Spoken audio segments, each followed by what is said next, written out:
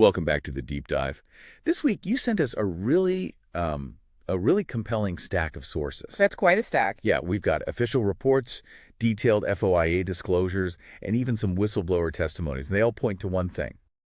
The UK government's, well, let's call it an accelerated rollout of its new digital architecture. It was not an easy read, to be honest. These sources, they really zero in on some critical concerns about security, governance, and frankly, a massive expansion of surveillance capabilities. It is all centered on this gov.uk one login system. That's the one. So our mission today is to, cut through the complexity here. We need to unpack what this evidence is telling us, because it really suggests that this huge digital identity system is being deployed at speed. Maybe too much speed. Perhaps without the necessary safety checks, without the democratic oversight you'd expect. We're going to look at security failures, the massive risk of centralization, and something I found genuinely shocking. This leap into biometric mass surveillance using your passport photo. And the stakes, they couldn't be higher, really. This isn't some minor app. Yeah. We're talking about a system that's designed to unify access to everything. HMRC, the DVLA, even the NHS. Tax, driving, health, veterans benefits, it's all going to be in one place. It's becoming the central nervous system for how the state interacts with all of us. Exactly. So the fundamental question these sources raise is, look, when you build something this critical, this important, did you follow the legally mandated rigorous process? And the evidence suggests. The evidence sadly points to a widespread failure to do so. Okay, let's unpack that. Let's start with what sounds like a catastrophe hidden in some pretty boring bureaucratic detail. These procedural failures. Right. You mentioned legal requirements. What is the fundamental safety check that the sources are alleging was just skipped or delayed? That check is called a Data Protection Impact Assessment, or a DPIA for short. A DPIA. Yeah. Under UK GDPR and the Data Protection Act 2018, any kind of data processing that's considered high risk requires a complete DPIA. And a national identity system is about as high risk as it gets. So what is that exactly? It's like a risk assessment. Think of it like the pre-flight safety checklist for anything involving sensitive citizen data. It forces the people building the system to stop and ask, who could this harm and how do we prevent that harm? It has to be done before you implement. Before, not during or after. Before. And the sources confirm that checklist was, in many cases, ignored. How do they confirm that? Through multiple Freedom of Information Act responses. They're cited right there in the material. These FOIAs confirm that the DPIAs for the one login system were either missing entirely, or they were incomplete, or just significantly delayed during the most crucial implementation stages. So it's not a one-off, it's systemic. It's a systemic procedural failure. They were deploying critical national infrastructure before completing the basic, legally mandated risk assessment. That's fascinating, because a skeptic listening might say, well, okay, government projects are complex. Maybe they just had some overdue internal audits. But the sources go way beyond that, right? They get into actual technical security failures. They absolutely do. And this is where you see the direct line from those procedural failures to documented technical risk. The sources detail the findings from an official, get this, a red team penetration test. Okay, for anyone who doesn't know, a red team test isn't a friendly internal audit, is it? Not at all. It's a simulated hostile attack. It's designed to mirror the exact tactics that a sophisticated state actor or a serious criminal group would use to try and break in. It's the real deal. So if that simulation finds problems, those are the exact problems a real enemy could exploit. What did they find? The findings were terrifyingly specific. Right. The red team test found serious vulnerabilities, and I mean serious. Like what? Specifically, they managed to get privileged access to the system. The kind of access that controls the whole thing. The keys to the kingdom. Mm-hmm. And they do it without being detected. Without detection. Okay, that's the key phrase right there. That is the absolute key. The report confirmed that the security monitoring systems, the very things meant to raise the alarm, failed. They completely failed to identify these high-risk intrusions. So the conclusion was? Damning.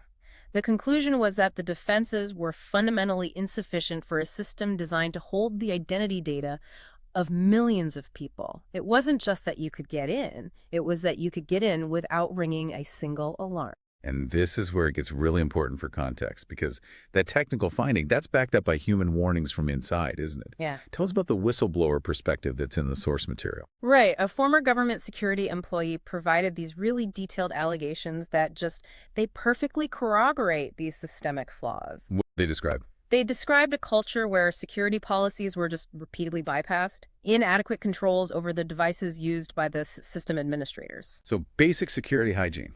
Basic stuff. And they described active resistance, or at least delay, when they tried to conduct the required DPIAs, the very documents we were just talking about, the ones that were missing. And the same theme comes up again. The same thread, a lack of detection, insufficient logging, insufficient detection capabilities, just right across the board.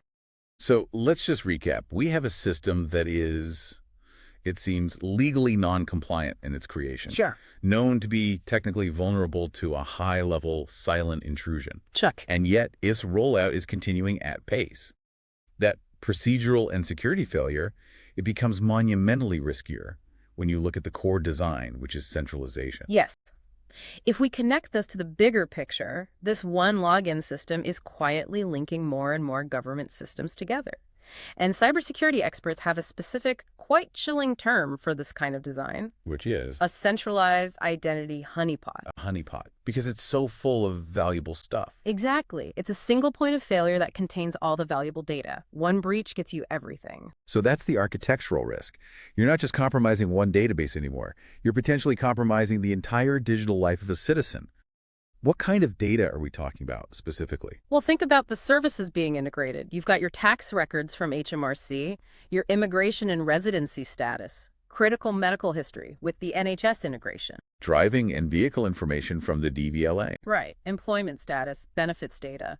The success of one single breach means an attacker gets simultaneous access to all these highly sensitive, linked personal profiles. The stakes are just exponentially higher. One successful attack could lead to a catastrophic national data exposure. Absolutely. And there's a warning from security researchers in your source material that says this precisely. They say this centralized architecture paints a massive target on the system. And when a target is that attractive, and the defenses are known to be faulty. The risk moves from theoretical to, well, imminent. Beyond the cyber risk, though, the sources highlight what they call a democratic deficit. Now, a system of this magnitude, this scale, it feels like it should have been the subject of massive public debate. But that hasn't happened, has it? That's the missing conversation. The rollout is proceeding at pace, but without the standard democratic mechanisms you'd expect. Like? Well, there's no evidence of a widespread green paper, no white paper. There's been minimal substantive debate in Parliament, and certainly no structured public consultation for a system that's going to affect every single person in the country. But a skeptic might argue, isn't this just the price of digital modernization? We all want convenience, right? How do the sources counter that argument? They raise the alarm about something called function creep. Function creep. Yeah. Civil liberties groups argue that without really strong statutory limits, systems that are sold to us purely as voluntary convenience gateways, they evolve. They can easily slide into becoming mandatory ID systems or population tracking tools, Right. or even infrastructure for behavioral monitoring. So the convenience of today enables the compliance enforcement of tomorrow. That's the warning, especially when you have that centralized honeypot of data just sitting there waiting to be used for a new purpose. That is a crucial warning. And this risk of function creep, it brings us to what I think is the most alarming revelation in the source material. We're moving beyond digital identity now and into biometric mass surveillance. What happens when the state merges your highly vulnerable digital identity with your unchangeable physical identity? This is the dramatic escalation. The sources revealed the proposal, and in some cases the live deployment, to link the massive UK passport photo database with police facial recognition systems. Passport database. The one covering tens of millions of people, yes. Wait, hang on. So my passport photo, which I submitted to, get on a plane, is now potentially a resource for police biometric searches. That is precisely the issue. It's the repurposing of a civil document archive into a tool for mass police facial recognition. And the speed of this. The speed is incredible. The numbers are just shocking. Passport database facial recognition searches, right? They rose from just 2 in 2020 to 417 in 2023. And it gets worse. Searches of the immigration and visa databases increased 7-fold between 2023 and 2024 alone. Just 2 searches in 2020. Over 400 in 2023. That geometric progression should give us all pause. It's an exponential curve toward a new kind of surveillance. It is. And what it means is that nearly every adult in the country who holds a passport is now potentially subject to passive surveillance and identification by the police. The harms that civil liberties groups document are severe.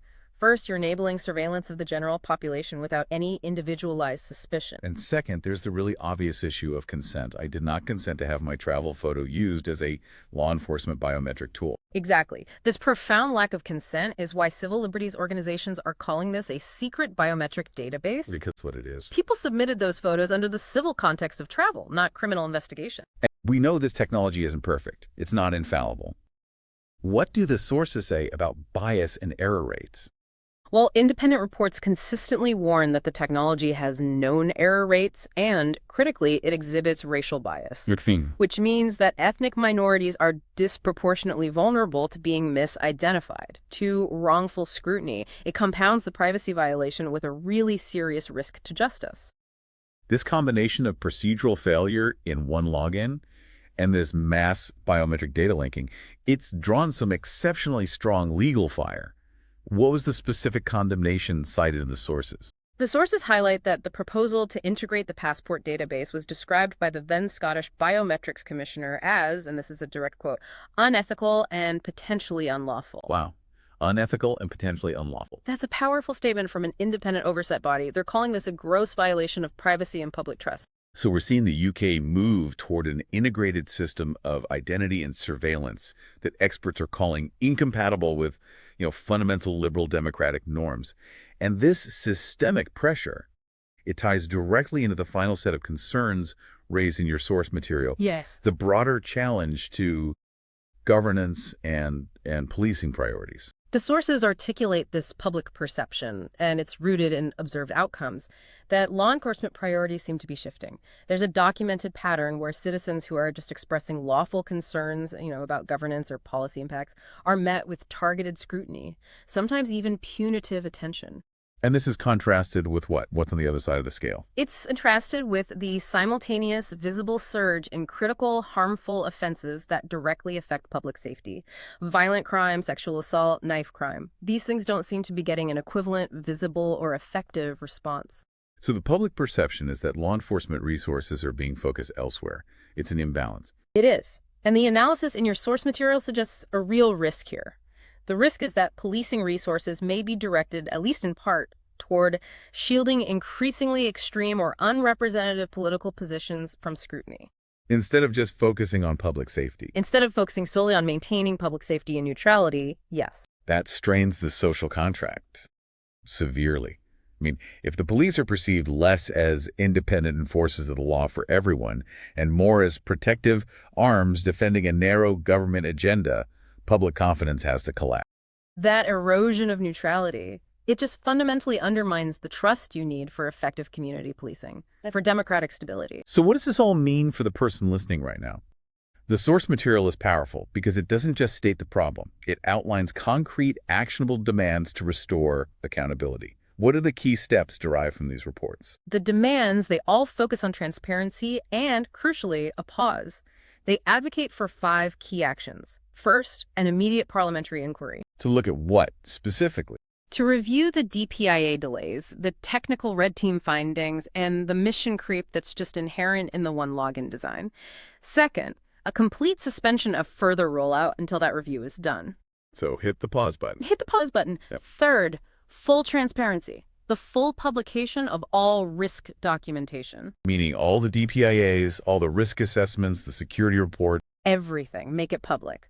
Fourth, an independent technical audit, not just internal, involving independent researchers alongside official bodies like the NCSC and the Information Commissioner's Office. And Finally, the need for real legal safeguards. Statutory limits must be established to cover data storage, data sharing, law enforcement access, and critically, to prevent the system from ever becoming mandatory. And for the biometric side. For that, an immediate moratorium, an immediate halt on any further expansion of facial recognition access to the passport and immigration databases. These aren't just requests for small technical tweaks, are they? These are demands for constitutional level accountability in the digital age. Precisely. This situation has to be treated as a fundamental human rights and governance crisis. Knowing the extent of these documented failures, both procedural and security, that's the first step toward demanding a full restoration of accountability, a full restoration of democratic safeguards. The source material really suggests that public silence allows these liberties to erode, while public awareness allows them to survive. So if universal permanent identification is now being built from both a centralized digital identity perspective, one login, and a sweeping biometric surveillance perspective, the passport database link, what are the necessary checks and balances that must be secured before this infrastructure becomes too entrenched to reverse? What small, peaceful step can you take today, whether it's just discussing this with family to raise awareness or reaching out to an elected official to support these demands to shift the needle toward transparency?